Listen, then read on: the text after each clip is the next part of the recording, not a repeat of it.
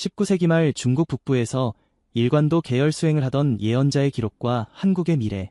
사람들은 미래를 두려워하면서도 동시에 갈망합니다. 눈앞에 보이는 현실이 답답할수록 내일을 밝히는 말 한 줄을 찾고자 하죠.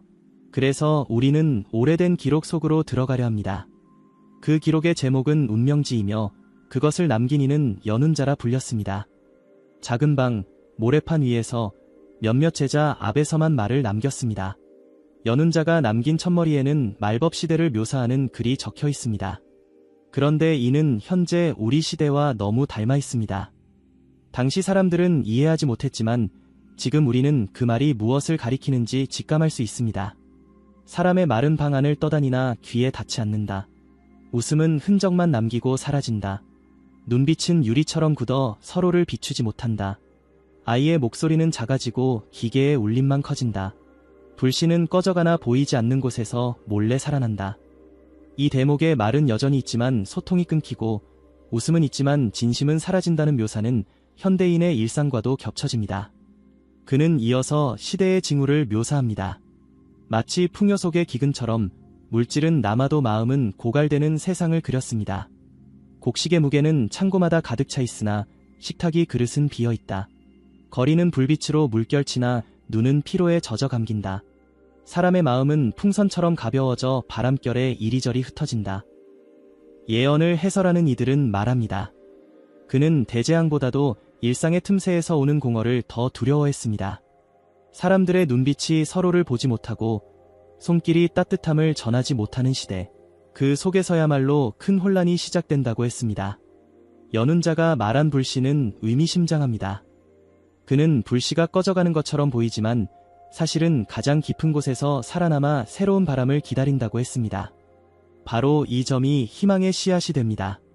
절망만 말하는 기록이 아니라 새로운 시작을 예비하는 힘이 들어있습니다.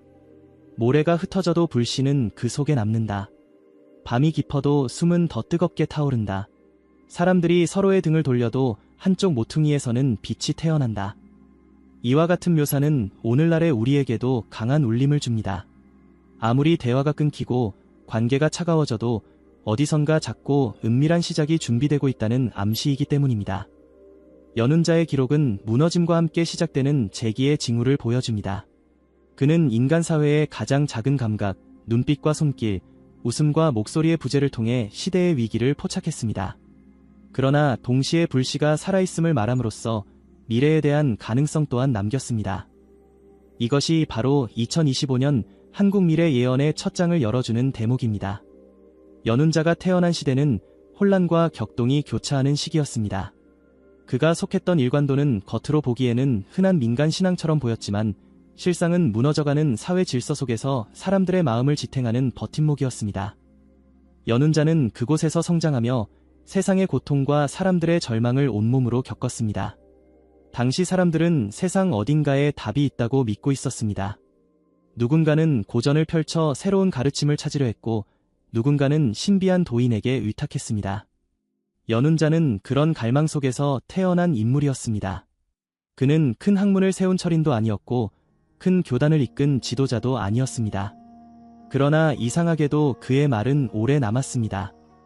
그것은 눈앞에서 벌어지는 삶의 구체적인 장면을 붙잡아 기록했기 때문이었습니다. 운명지라는 기록은 길지 않았습니다. 그러나 그 속에는 살아있는 듯한 장면들이 가득했습니다.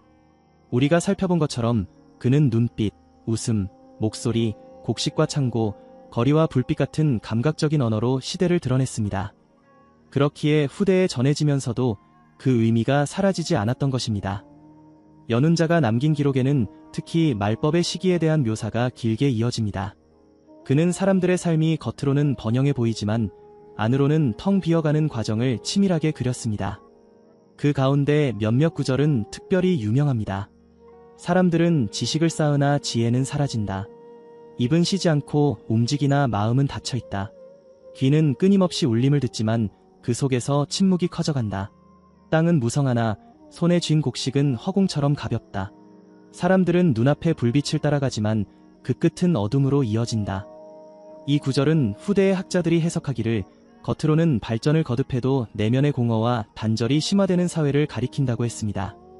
곡식과 불빛, 입과 귀, 눈빛과 웃음이라는 아주 일상적인 요소를 통해 그는 시대의 위기를 드러냈습니다. 연운자의 기록이 흥미로운 또 다른 이유는 그것이 중국 내부에 머물지 않았다는 점입니다. 그가 남긴 언어는 이후 대만과 동남아로 퍼져나갔고 전해지는 과정에서 새로운 해석이 덧붙여졌습니다. 그러나 그의 기록 속에는 특별히 한 지역을 암시하는 대목이 있습니다. 학자들은 그 표현을 분석하며 한국과 연결되는 맥락을 짚어냅니다. 그는 직접적으로 나라의 이름을 말하지 않았지만 그가 살던 시대와 지리적 인식을 고려할 때 특정 지역, 곧 한반도를 가리키는 구절로 해석할 수 있습니다. 동력 끝, 산과 바다가 맞닿은 곳에서 빛이 솟는다. 큰 나라들의 다툼 속에서 잊혀진 땅, 그러나 그 땅에서 불씨가 이어진다. 사람들이 그곳을 낮게 보나 그 끝에서 새로운 울림이 일어난다. 이 구절은 한국을 암시하는 대목으로 자주 해석됩니다. 동쪽 끝, 산과 바다가 만나는 좁은 땅, 큰 나라들 사이에 끼어 늘 시련을 겪었으나 바로 그곳에서 새로운 시작이 일어난다고 한 것입니다. 이는 지리적 묘사로 끝나지 않고 미래를 구원할 지도자의 출현과 연결됩니다. 연운자는 지도자의 출현에 대해 다음과 같이 말했습니다. 사람들이 모두 끝났다고 말하는 때, 모든 길이 끊어졌다고 믿는 순간, 그때 한 사람은 홀로 서서 세상의 어둠을 견딘다. 그는 큰 힘을 갖지 못했으나 마음이 불씨와 같아 꺼지지 않는다. 많은 이들이 그를 비웃고 억누르려 하지만 결국 그 불씨가 사람들을 모으게 된다. 모든 이의 눈이 흐려질 때 그의 눈빛이 사람들을 깨우고 모든 이의 입이 닫힐 때 그의 목소리가 세상을 잇는다. 이 부분은 그의 기록 중 가장 중요한 대목입니다. 예언자는 지도자가 어디에서 나온다고 직접적으로 말하지 않았지만 앞선 동쪽 끝의 땅에 대한 묘사와 겹쳐 읽히면서 한국을 암시한다고 해석되는 것입니다. 또한 그 지도자가 겪는 고난, 탄압, 비웃음의 장면은 앞으로 이어질 거대한 전환의 핵심이 됩니다. 연운자는 종말과 함께 도래할 새로운 시작, 불씨에서 피어나는 새로운 불꽃을 함께 보여주었습니다. 그렇기에 그의 예언은 절망과 희망을 동시에 품고 있습니다. 연운자가 남긴 기록 속에서 가장 긴 부분을 차지하는 것은 바로 말법의 시기입니다. 그는 그 시기를 어둡다고만 말하지 않았습니다. 오히려 아주 구체적이고 때로는 낯설 만큼 감각적인 표현으로 그려냈습니다. 그래서 후대의 사람들은 그의 글을 읽으며 당시에는 상상조차 하지 못했던 광경을 눈앞에 그리곤 했습니다. 그는 이렇게 말했습니다. 사람의 눈빛이 유리처럼 변한다.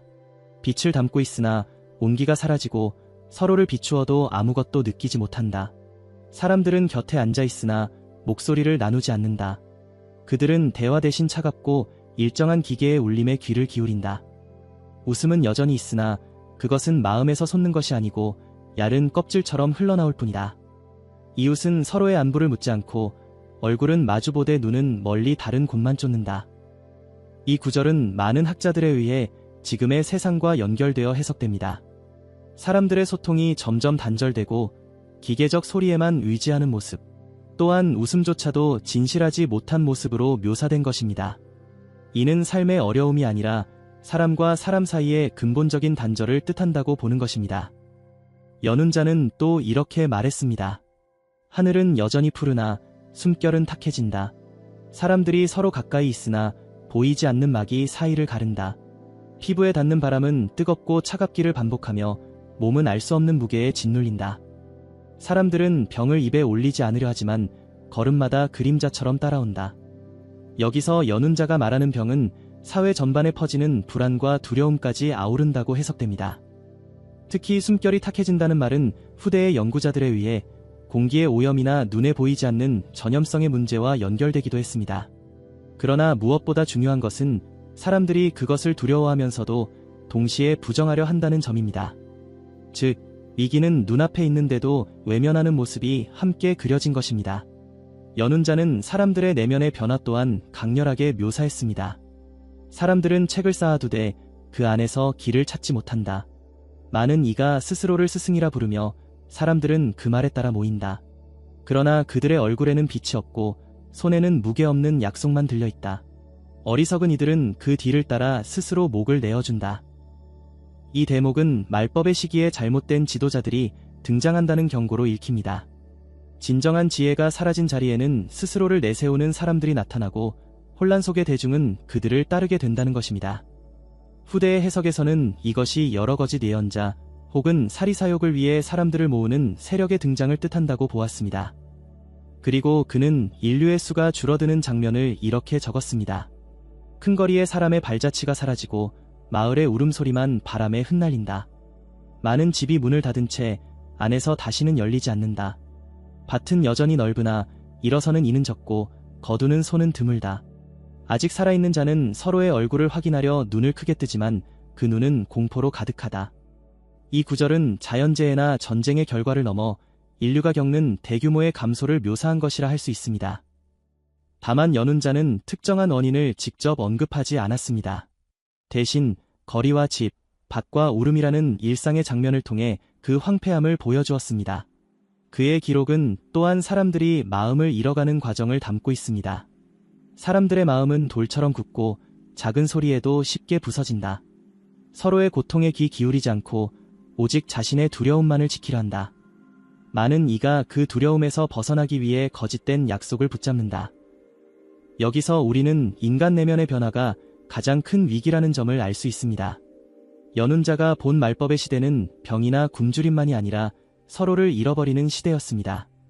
그리고 그는 마지막으로 이 시기를 벗어나기 전의 절정을 이렇게 묘사했습니다. 모든 이가 입을 닫고 모든 길이 끊긴다. 사람들은 이 땅 위에 더 이상 내일이 없다고 말한다. 하늘은 무겁게 내려앉고 바다는 끝없이 검게 번진다. 그때 세상은 모든 것이 끝났다고 선언한다. 이 대목은 말법의 시기가 끝으로 치달을 때의 장면을 보여줍니다. 누구도 희망을 말하지 않고 내일을 그리지 못하는 순간 바로 그 자리에 새로운 전환의 씨앗이 심긴다고 연운자는 말했습니다. 연운자가 남긴 기록 가운데 가장 논란이 많고 동시에 많은 이들의 주목을 끄는 부분은 바로 구원의 인물에 대한 묘사입니다. 그는 말법의 시기가 절정에 이르렀을 때 모든 이가 희망을 잃었다고 생각하는 그 순간 새로운 길을 여는 지도자가 나타난다고 했습니다. 그는 이렇게 말했습니다. 검은 바람이 그치지 않고 사람들은 길을 잃은 채 서로를 의심한다.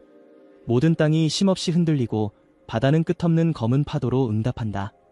그때 먼 동방의 산과 바다 사이에서 한 사람이 일어난다. 그는 이름 없는 자로 태어나 많은 이들의 손가락질을 받으며 걸어간다. 그의 발걸음은 가볍지 않으나 그는 꺾이지 않고 나아간다. 사람들은 처음에 그를 조롱하고 그의 목소리를 듣지 않는다. 그러나 시간이 지나자 고통받던 자들의 눈빛이 그에게 모인다. 그는 돌로 쳐도 무너지지 않고 불로 태워도 꺼지지 않는다.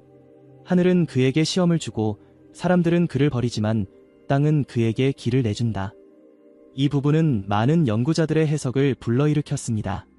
기록 속에 구체적으로 나라 이름은 등장하지 않았으나 동방의 산과 바다 사이에서 일어난다는 대목, 그리고 작은 땅이지만 큰 파란을 일으킨다는 맥락 때문에 한국과 연결시키는 시각이 많습니다. 동아시아에서 산과 바다를 동시에 가진 지역은 여럿 있지만 연운자의 시대적 배경과 함께 놓고 보면 그 땅은 곧 한반도일 가능성이 크다는 것입니다. 연운자는 또 이렇게 기록했습니다. 그는 수많은 탄압을 받는다. 그의 집은 여러 번 무너지고 그의 길은 돌마다 막혀 있다. 사람들은 그의 말을 거짓이라 하고 그의 얼굴에 흙을 던진다. 그러나 고통의 끝자락에서 오히려 민심은 하나로 모인다. 사람들은 더 이상 두려움 속에서 흩어지지 않고 서로의 손을 붙잡는다. 그때 하늘에 무거운 구름이 걷히고 바람은 다시 맑은 숨결을 싣는다. 이 구절은 지도자의 고난과 동시에 그로 인해 민중이 하나로 모여드는 순간을 묘사합니다. 특히 중요한 것은 민심이 하나로 모인다는 대목입니다. 절망의 끝에서 인류가 스스로 선택한 길이 아닌 공동의 의지로 새로운 시대를 열게 된다는 점입니다. 연운자는 이 지도자를 특정 종교의 구세주로 그리지 않았습니다. 오히려 그는 종교의 경계를 넘어서는 존재라고 강조했습니다. 그는 특정한 종교의 옷을 입지 않는다. 모든 종교가 그를 두려워하고 동시에 따르려 한다. 그는 책을 들지 않고도 책을 아는 자이며 이름 없는 자로서 이름을 얻게 된다. 그의 말은 사람들의 삶 속에서 빛을 낸다. 사람들은 그에게서 새 시대의 향기를 맡게 된다. 이 대목은 매우 상징적입니다. 전통적인 교단이나 권위의 구조가 아니라 일상의 고통과 희망 속에서 새로운 길을 여는 지도자가 나온다는 것입니다. 종교의 울타리를 넘어서는 존재라는 점에서 시대와 공간을 초월하는 메시지를 던집니다. 특히 연운자가 강조한 장면은 이 지도자가 등장하는 시기의 세계적 분위기였습니다. 그는 이렇게 적었습니다. 사람들은 모든 것이 끝났다고 생각한다. 가난한 자나 부유한 자나 모두 같은 벽 앞에 서 있다. 그때 작은 땅에서 일어난 불빛이 멀리 퍼져나간다. 먼 나라의 사람들이 그 불빛을 보고 길을 찾아온다. 그 불빛은 크지 않으나 꺼지지 않고 마침내 어둠을 물리친다. 이것이 바로 말법의 시기에서 새로운 평화의 시대로 넘어가는 결정적 전환의 순간입니다. 작지만 꺼지지 않는 불빛, 그것이 바로 연운자가 본 지도자의 상징이었습니다. 연운자가 기록한 예언서 가운데 가장 널리 회자되는 부분은 바로 종말적 고난 이후 맞이하는 새로운 시대의 모습입니다. 그는 혼란이 끝난다고 말하지 않았습니다. 오히려 그 혼란이 불가피하게 필요했으며 그 과정을 통해 인류가 전혀 다른 길을 선택하게 된다고 보았습니다. 연운자는 이렇게 말했습니다. 큰 불길이 지나간 뒤 땅에는 재만 남는다. 그러나 그 재 위에서 새싹이 돋는다. 사람들은 이전의 욕망을 붙잡지 않는다. 잃어버린 자들이 많기에 살아남은 자들은 서로를 붙잡는다. 그들의 눈빛은 예전과 달라지고 서로의 얼굴을 진심으로 바라본다. 이 장면은 상징적입니다. 말법의 시대가 끝나고 나서 인류가 예전 질서로 돌아가는 것이 아니라 전혀 다른 삶의 태도를 배우게 된다는 것입니다. 그는 특히 살아남은 자들이 이전의 세상처럼 경쟁과 탐욕을 좇지 않고 오히려 상실을 통해 연대의 가치를 깨닫는다고 기록했습니다. 그는 또 이렇게 덧붙였습니다. 사람들은 집을 크게 짓지 않는다. 높은 성을 세우지 않고 대신 마음의 문을 연다. 군대의 발걸음은 멈추고 대신 아이들의 노랫소리가 땅에 울린다. 새로운 법은 힘에서 나오지 않고 신뢰에서 나온다. 사람들은 더 이상 신의 이름을 빌어 싸우지 않고 신의 이름을 빌려 서로를 돕는다. 연운자는 새로운 시대가 정치적 체제의 변화나 군사적 승리에서 비롯되는 것이 아님을 강조했습니다. 그것은 삶의 기본적인 태도가 바뀌는 것이며 근본적으로 사람들 사이의 관계가 달라지는 것이라고 본 것입니다. 특히 주목할 부분은 이 새로운 시대가 한국으로 추정되는 지도자의 역할을 통해 열린다고 본 대목입니다. 그는 그를 이렇게 묘사했습니다. 그는 왕이 아니나 왕보다 존귀하다. 그는 장군이 아니나 전쟁을 멈추게 한다. 그는 성직자가 아니나 신의 뜻을 전한다. 그는 글로 말하지 않고 삶으로 말한다. 사람들은 그를 따르지만 그는 자신을 높이지 않는다. 그는 높아지는 자가 아니라 낮아짐으로써 모든 것을 품는다. 이 부분은 새로운 시대의 지도자가 권력과 지위의 상징이 아닌 겸손과 낮아짐을 통해 사람들의 마음을 얻는 존재임을 보여줍니다. 종교적 구세주와도 다르고 정치적 영웅과도 다른 전혀 새로운 지도자의 형상입니다. 연운자는 마지막으로 이렇게 결론을 남겼습니다. 그때 사람들은 알게 된다. 세상을 구원한 것은 칼이 아니었고 책이 아니었으며 재단도 아니었다. 세상을 구원한 것은 서로의 눈빛 속에 살아있는 작은 불씨였다. 그 불씨를 지킨 자가 바로 새로운 시대의 문을 열었다. 하늘은 그를 쓰고 땅은 그를 기억하며 사람들은 그를 이야기한다. 그러나 그는 이름을 남기려 하지 않는다. 그의 이름은 바람처럼 사라지고 남는 것은 평화뿐이다. 이 대목은 연운자의 예언을 인류 전체가 배워야 할 근본적 가치로 연결시킵니다. 즉 새로운 시대란 특정 인물의 카리스마적 리더십만이 아니라 그를 통해 전 인류가 변모하는 과정을 뜻하는 것입니다. 연운자의 기록은 옛 이야기로 치부되기 쉽습니다. 그러나 그의 예언이 오늘날 다시 주목받는 이유는 지금 우리가 마주하고 있는 현실과 놀라울 만큼 닮아있기 때문입니다. 그는 말법의 시대를 묘사하면서 사람들의 눈빛이 비어가고 대화가 끊어지고 기계의 소리에만 귀를 기울이는 모습을 언급했습니다. 오늘날 거리를 나서거나 가정의 풍경을 떠올려보면 눈앞에 있는 사람보다 손에 든 작은 화면 속의 정보에 더 몰두하는 모습을 쉽게 볼 수 있습니다. 그것은 인간관계와 사회 전체를 잠식하는 깊은 현상으로 읽힐 수 있습니다. 또한 그는 병과 불안, 그리고 이해할 수 없는 사상의 사람들이 몰려드는 현상을 경고했습니다. 오늘날 세계 곳곳에서 전통적인 가치가 흔들리며 다양한 형태의 분열과 갈등이 반복되는 것은 우연일까요? 연운자가 남긴 기록은 마치 지금의 시대를 직접 보고 쓴 듯한 생생함을 전달합니다. 특히 중요한 대목은 이 모든 혼란의 끝에서 한국으로 추정되는 땅에서 지도자가 나타난다고 한 부분입니다. 연운자는 당시 자신이 속한 문화와 언어로 그곳을 직접적으로 한국이라 지칭하지는 않았지만 기록 속에는 분명히 동방의 작은 나라, 역사 속에서 숱한 시련을 견디며 꺾이지 않았던 민족을 언급하는 부분이 있습니다. 오늘 우리가 바라보는 한반도, 바로 대한민국과 이어질 가능성이 큽니다.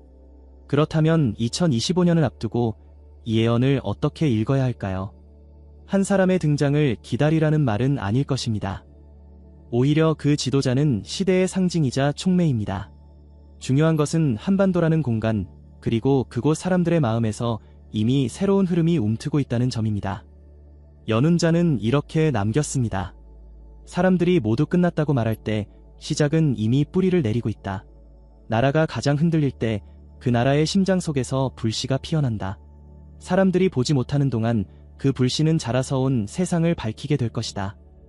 이 구절은 한국이라는 나라의 국운, 그리고 그 안에 살아가는 사람들의 역할을 말해주는 것이라 해석할 수 있습니다. 세계가 흔들리는 순간 가장 먼저 불안에 휩싸이는 대신 오히려 새로운 길을 찾을 수 있는 가능성이 바로 이 땅에서 시작된다는 뜻입니다. 2025년은 이미 많은 사람들이 다가올 변화의 흐름을 직감하고 있습니다. 경제적 불안, 사회적 분열, 외부 세계의 경랑 속에서 우리는 흔들리고 있지만 바로 그 순간이 예언서가 가리킨 전환의 시간일 수 있습니다. 민심이 모이고 서로의 눈빛이 달라지며 새로운 평화의 기운이 움트는 시작점이 될 수 있는 것입니다. 연운자의 기록은 이렇게 마무리됩니다. 사람들이 스스로를 낮추고 서로를 귀히 여기는 날이 온다. 그날이 오면 하늘도 기뻐하고 땅도 기뻐한다. 바람은 맑아지고 물은 깊어진다. 사람들은 다시 노래를 배우고 그 노래는 국경을 넘어 울려 퍼진다. 이 작은 땅에서 시작된 노래가 온 세상의 하늘을 밝히리라. 이 마지막 예언은 명확합니다.